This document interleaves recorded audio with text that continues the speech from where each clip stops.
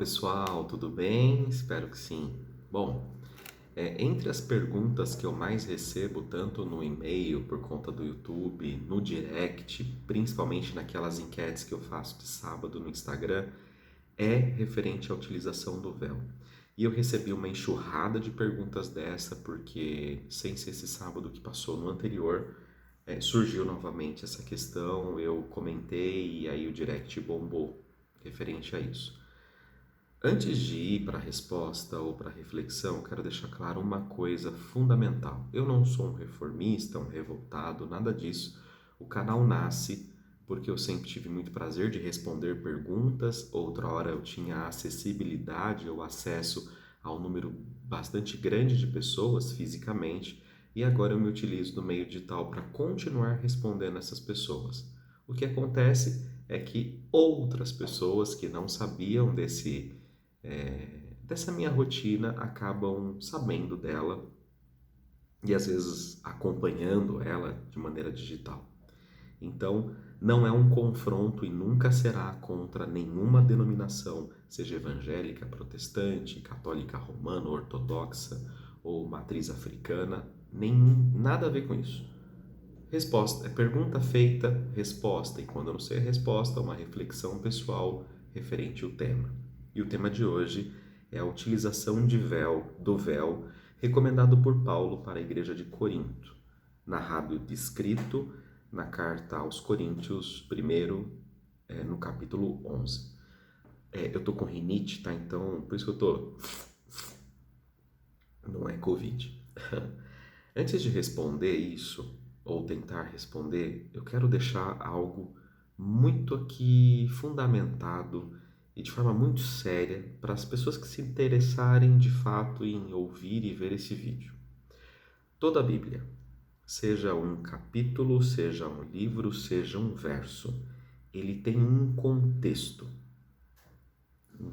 histórico principalmente. E se esse contexto não estiver claro, o verso ou capítulo pode ser utilizado para qualquer coisa. E isso é extremamente perigoso. Um exemplo, Gálatas 5, 22 de Apocalipse, o próprio 1 Coríntios 11 e dezenas ou centenas de versos recortados fora de contexto cria uma sopa de desinformação absurda. E isso é triste e complexo. Bom, repetindo, tudo tem um contexto. Sabendo um contexto, a gente consegue ler e trazer para uma interpretação, uma aplicação para os dias atuais, uma exegese, uma hermenêutica, seja o que for. Mas trazendo contexto, compreensão teológica e histórica é fundamental. Antes, a Bíblia está aqui embaixo, por isso que eu estou olhando para baixo, tá? E o papelzinho para me ajudar a não passar vergonha no vídeo aqui, que eu não vou editar. Coríntios, ou Corinto, é uma cidade, ou era uma cidade, ela existe até hoje, portuária, cercado ali por rios e enfim. Essa cidade, e eu estou sendo bem resumido, por ser portuária, ela recebia visita de diversos países, de países circunvizinhos, de marinheiro, homens que ficavam durante dias, meses e quem sabe anos navegando em seus grandes navios da época. O politeísmo dominava a época, a mesma época que Corinto vivia neste contexto. Nós sabemos que houve um Império Grego e depois houve o Império Romano. Nós conhecemos como Império Greco-Romano. No que diz respeito a deuses, o que acontecia muito era o seguinte: existiam lá os deuses gregos, e quando Roma toma alguma cidade, eles pegam os deuses gregos e mudam simplesmente de nome, né? Lá em Corinto, especificamente, tinham dois deuses que eram adorados de forma mais profunda.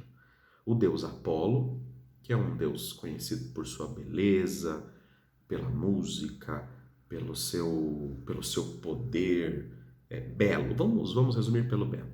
E a Afrodite, que é conhecida como a deusa do amor, a deusa do Eros, a deusa da fertilidade, a deusa, enfim, neste contexto.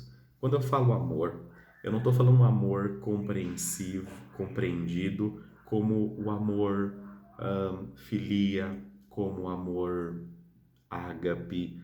Nós estamos falando de um outro tipo de amor, um amor eros, e vamos nos ater aí. Inclusive, existia um templo para a deusa Afrodite. Eu li uma defesa, na verdade, um comentário de um ancião bastante inteligente, do qual eu admiro muito, falando exatamente sobre isso, mas associando a deusa Diana, narrada em Éfeso. Isso é um erro, por conta que são cidades diferentes, momentos diferentes e deuses diferentes, cultuados de formas diferentes, ok? Ponto. A deusa Afrodite era cultuada de diversas formas e as mais conhecidas eram o sacrifício de animais. Esses animais eram sacrificados no templo e a carne deles eram vendidas, consumidas e vendidas ali nos açougues. Por isso que Paulo também ele vai condenar as carnes sacrificadas aos ídolos, ok? Isso é um ponto bastante importante para a gente se ater, focar. Então, existem algumas denominações, eu não estou falando de uma, que proíbe, por exemplo, você comer num casamento católico, associando esse tipo de sacrifício de carnes ou comidas sacrificadas aos ídolos. Mas o sacrifício era literal, era o sacrifício para a deusa Afrodite, e depois desse sacrifício a carne era vendida no açougue. Ponto. Por ser uma cidade portuária e essa deusa ser a deusa da fertilidade ou a deusa do amor erótico, do Eros, ela tinha várias servas, talvez 1000 ou mais servas, que ficavam nos arredores ali do templo em Corinto, no templo de Afrodite, da qual elas raspavam a sua cabeça, como uma característica física que as adjetivavam ou que as destacavam como as mulheres que vendiam o seu corpo em prol culto à deusa Afrodite. Quando Paulo chega pregando o evangelho, e normalmente quando nós lemos as cartas de Paulo, parece que é um monte de ensino para nós, um monte de nãos para a igreja.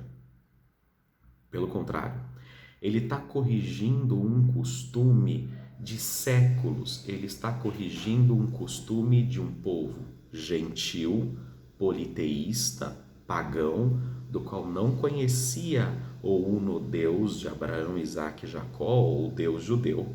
Paulo pregando aos gentios, Pedro e os demais pregando a judeus, duas dificuldades absurdas e cada uma no seu contexto histórico, com as suas aplicações históricas biblicamente. Quando Paulo chega em Corinto, ele dá um conselho para que as mulheres que se convertiam ao cristianismo cobrissem a sua cabeça com o véu ao orar ou profetizar, porque não existia ainda a ordem litúrgica de um culto. O culto era reuniões em casa, onde um levava um salmo, outro levava uma doutrina, outro levava uma revelação, um louvor, uma língua, uma interpretação, como também está escrito aqui. Essas mulheres deveriam cobrir a sua cabeça para orar e para profetizar. Mas quando o cabelo crescia, esse cabelo substituía o véu. Por quê? As mulheres cristãs já não estavam mais semelhantes às servas de Deus Afrodite, com um costume. Eu não vou falar porque eu não sei, assim, não vou falar de forma profunda, porque eu não sei se alguma criança, menor de idade, vai ouvir esse vídeo, vai ver esse vídeo. Por que o homem também não poderia ter o cabelo crescido? Também tem um contexto augustiniano da época, que era o imperador, e aí é um tema para um outro vídeo. O que significa o poderio dos anjos é a força, o poder dos anjos ou da unissexualidade, ditos por muito, também está um pouco fora de contexto. Em resumo, a utilização do véu era para diferenciar a mulher cristã serva de Cristo da serva de Afrodite, uma vez que o cabelo crescia, o cabelo estava ao lugar do véu e ela tinha toda a liberdade de orar e profetizar, porque ela já não estava semelhante, ou seja, ela já não tinha uma característica visual dos quais os homens estrangeiros que ali passavam e não as conhecia, olhavam para elas e sabiam que eram mulheres cristãs e não serva de Afrodite. Esse cabelo crescido significa um cabelo virgem? Não. Esse cabelo crescido significa um cabelo no calcanhar? Também não. Esse cabelo crescido significa simplesmente um cabelo crescido. O véu tem algum poder? Definitivamente não. O cabelo virgem tem algum poder? Definitivamente não. É errado utilizar véu ou colocar dentro da doutrina seja de qualquer religião, eu não estou aqui confrontando nenhuma delas, é errado colocar o véu como ordem para culto no que diz respeito às mulheres? Também não. É um costume de Corinto, tirado desta carta e que é praticado e usual nos dias de hoje. Trazer isso, uma defesa dentro de Éfeso, citando Diana, é um erro crasso, teológico, histórico e mitológico também. Bom, eu acho que está bem respondido. Nós não temos mais templo para a deusa Afrodite, as mulheres não tosqueiam o cabelo para esta finalidade, e se tosqueiam o cabelo ou se raspam o cabelo, cada um cuida da sua própria vida, a gente não está falando o que é certo e o que é errado, mas trazendo um contexto histórico aqui, de 11 aos Coríntios, capítulo 11 de 1 aos Coríntios. Qualquer dúvida, pessoal, manda lá no direct ou coloca aqui embaixo. E se você gostou e se essa resposta fez sentido para você e a polêmica está sanada ou parcialmente sanada, ou eu plantei mais uma reflexão, curte esse vídeo aqui. A comunidade tem crescido bastante e eu estou bastante feliz de ajudar algumas pessoas a olharem o Evangelho de uma forma um pouco mais leve, e isso me encanta. Um grande abraço e até a próxima. #pensar